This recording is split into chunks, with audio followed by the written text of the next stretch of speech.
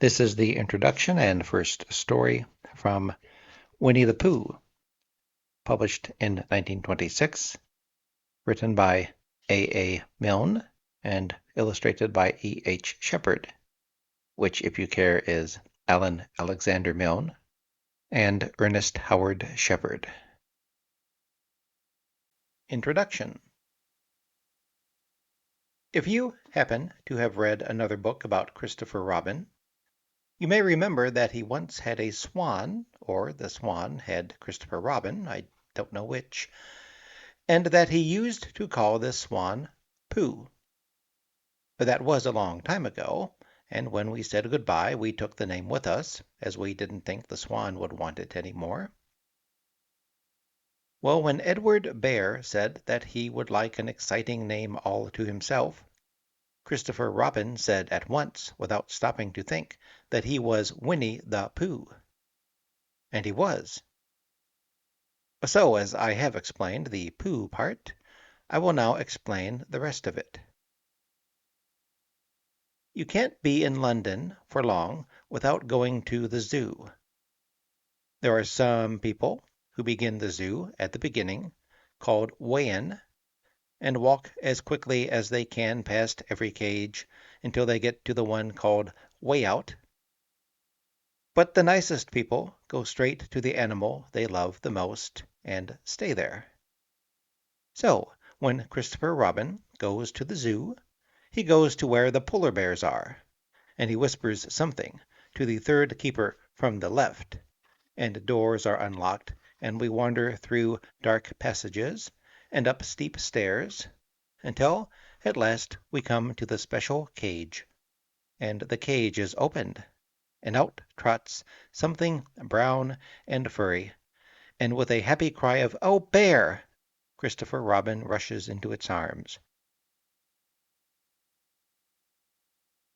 Now this bear's name is Winnie, which shows what a good name for bears it is. But the funny thing is that we can't remember whether Winnie is called after Pooh, or Pooh after Winnie. We did know once, but we have forgotten. I had written as far as this when Piglet looked up and said, in his squeaky voice, "What about me?" "My dear Piglet," I said, "the whole book is about you." "So it is about Pooh," he squeaked. You see what it is. He is jealous because he thinks Pooh is having a grand introduction all to himself. Pooh is the favorite, of course, there's no denying it. But Piglet comes in for a good many things which Pooh misses. Because you can't take Pooh to school without everybody knowing it. But Piglet is so small that he slips into a pocket where it is very comfortable to feel him when you are not quite sure whether twice 7 is 12 or 22. Sometimes he slips out and has a good look in the ink pot. And in this way he has got more education than Pooh. But Pooh doesn't mind. Some have brains and some haven't, he says, and there it is. And now all the others are saying, "What about us?" So perhaps the best thing to do is to stop writing introductions and get on with the book. Signed A.A.M. To her. Hand in hand we come, Christopher Robin and I, to lay this book in your lap. Say you're surprised. Say you like it. Say it's just what you wanted, because it's yours. Because we love you.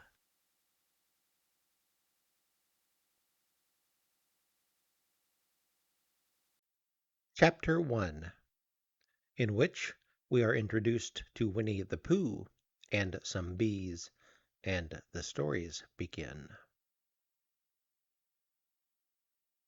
Here is Edward Bear coming downstairs now, bump, bump, bump on the back of his head, behind Christopher Robin. It is, as far as he knows, the only way of coming downstairs, but sometimes he feels that there really is another way, if only he could stop bumping for a moment and think of it. And then he feels that perhaps there isn't. Anyhow, here he is at the bottom, ready to be introduced to you. Winnie-the-Pooh. And when I first heard his name, I said, just as you are going to say, but I thought he was a boy. So did I, said Christopher Robin. Then you can't call him Winnie. I don't. But you said, he's Winnie-the-Pooh. Don't you know what "thur" means? Ah, yes, now I do, I said quickly. And I hope you do too, because it is all the explanation you are going to get.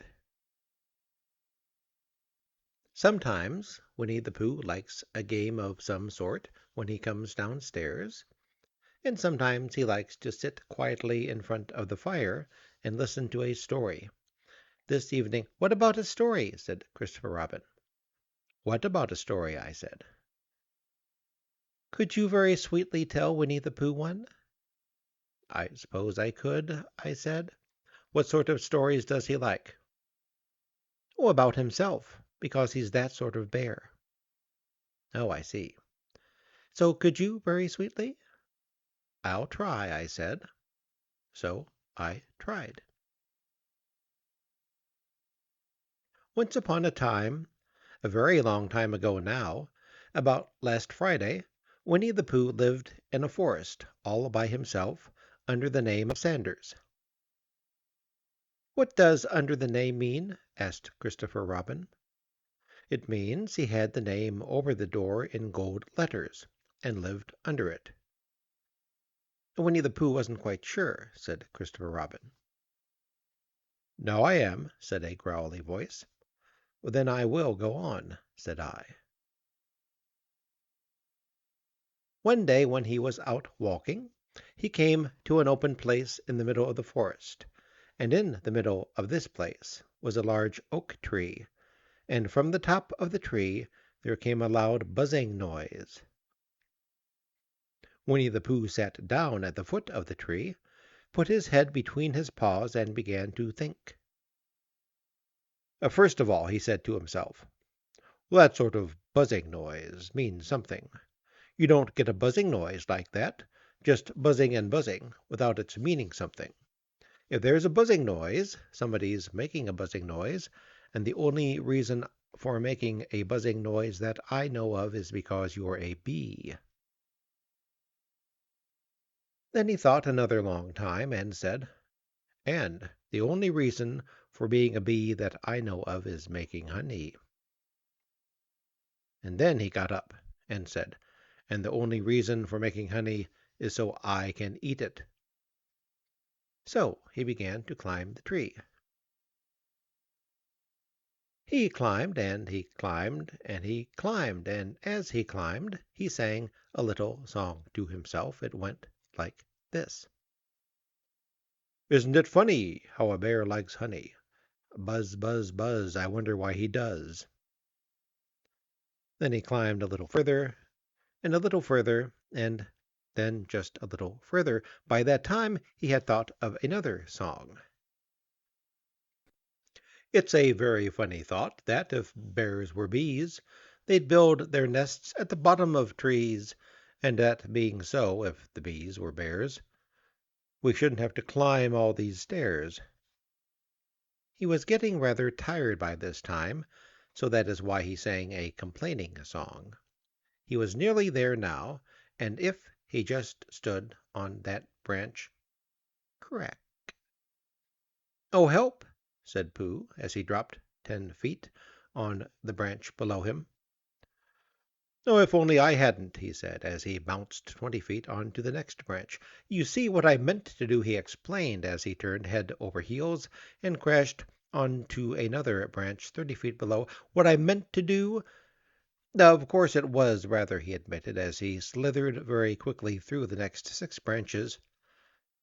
It all comes, I suppose, he decided, as he said good-bye to the last branch, spun round 3 times, and flew gracefully into a gorse bush.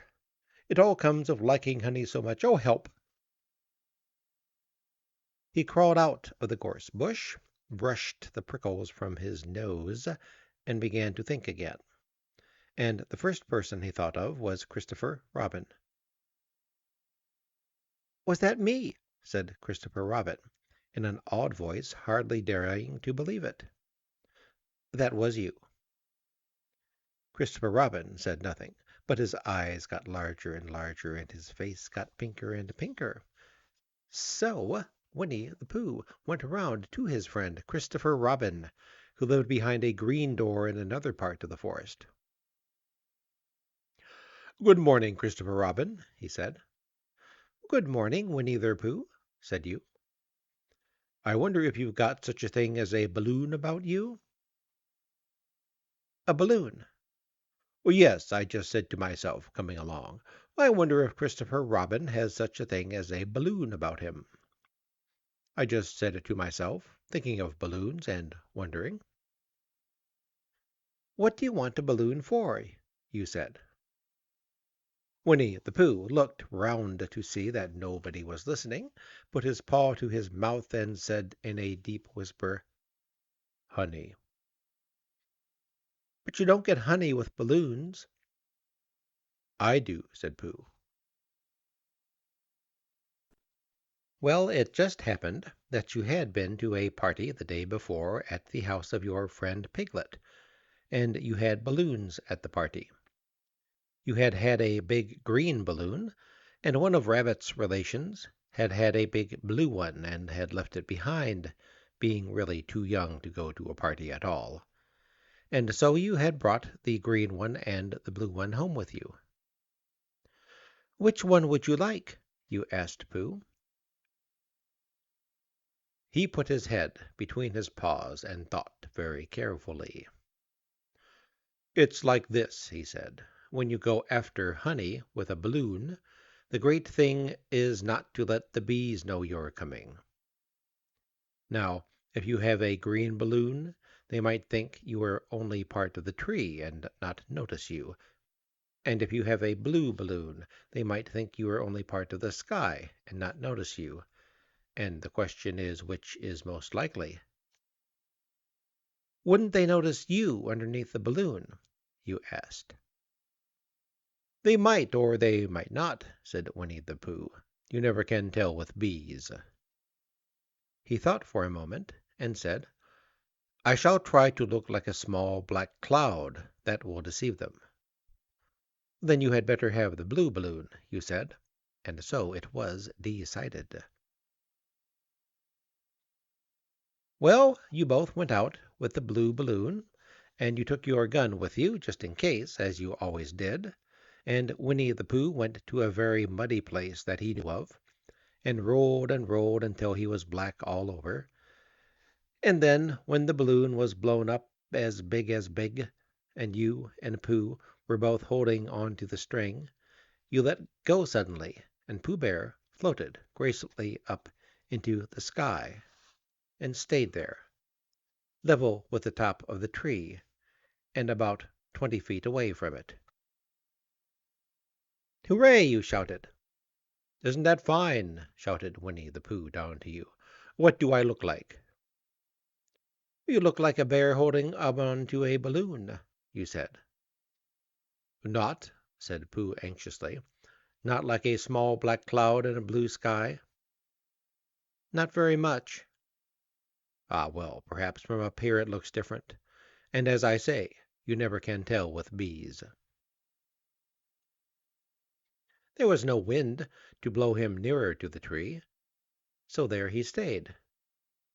He could see the honey, he could smell the honey, but he couldn't quite reach the honey. After a little while he called down to you. "The Christopher Robin," he said in a loud whisper. "Hello." "I think the bees suspect something." "What sort of thing?" "I don't know, but something tells me that they're suspicious." "Perhaps they think you are after their honey." "Oh, it may be that. You never can tell with bees." There was another little silence, and then he called down to you again. "Christopher Robin." "Yes." "Have you an umbrella in your house?" "I think so." I wish you would bring it out here, and walk up and down with it, and look up at me every now and then, and say, "Tut, tut, it looks like rain." I think if you did that, it would help the deception which we are practicing on these bees. Well, you laughed to yourself. Silly old bear. But you didn't say it aloud because you were so fond of him, and you went home for your umbrella. "Oh, there you are!" called down Winnie-the-Pooh, as soon as you got back to the tree. "Oh, I was beginning to get anxious. I have discovered that the bees are now definitely suspicious." "Shall I put my umbrella up?" you said. But wait a moment. We must be practical. The important bee to deceive is the queen bee. Can you see which is the queen bee from down there?" "No." "A pity. Well, now, if you walk up and down with your umbrella, saying, 'Tut, tut, it looks like rain,' I shall do what I can by singing a little cloud song, such as a cloud might sing. Go." So while you walked up and down and wondered if it would rain, Winnie-the-Pooh sang this song: "How sweet to be a cloud floating in the blue! Every little cloud always sings aloud. How sweet to be a cloud floating in the blue! It makes them very proud to be a little cloud." The bees were still buzzing as suspiciously as ever. Some of them indeed had left their nest and flew all round the cloud as it began the second verse of this song, and one bee sat down on the nose of the cloud for a moment and then got up again. "Christopher, ow! Robin!" called out the cloud. "Yes, I have just been thinking, and I have come to a very important decision. These are the wrong sort of bees." "Are they?" "Quite the wrong sort. I should think they would make the wrong sort of honey, shouldn't you?" "Would they?" "Yes, so I think I shall come down." "How?" asked you.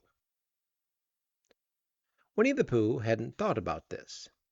If he let go of the string he would fall, bump, and he didn't like the idea of that. So he thought for a long time, and he said, "Christopher Robin, you must shoot the balloon with your gun. Have you got your gun?" "Well, of course I have," you said. "But if I do that it will spoil the balloon," you said. "But if you don't," said Pooh, "I shall have to let go, and that would spoil me." When he put it like this, you saw how it was, and you aimed very carefully at the balloon and fired. "Oh," said Pooh. "Did I miss?" you asked. "You didn't exactly miss," said Pooh, "but you missed the balloon." "I'm so sorry," you said, and you fired again, and this time you hit balloon, and the air came slowly out, and Winnie the Pooh floated down to the ground. But his arms were so stiff from holding on to the string of the balloon all that time that they stayed up straight in the air for more than a week, and whenever a fly came and settled on his nose, he had to blow it off. And I think, but I am not sure, that that is why he was always called Pooh.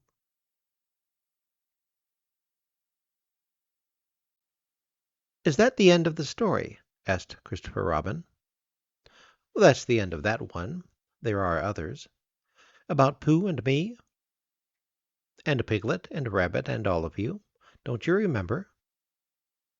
"Oh, I do remember, and then when I try to remember I forget."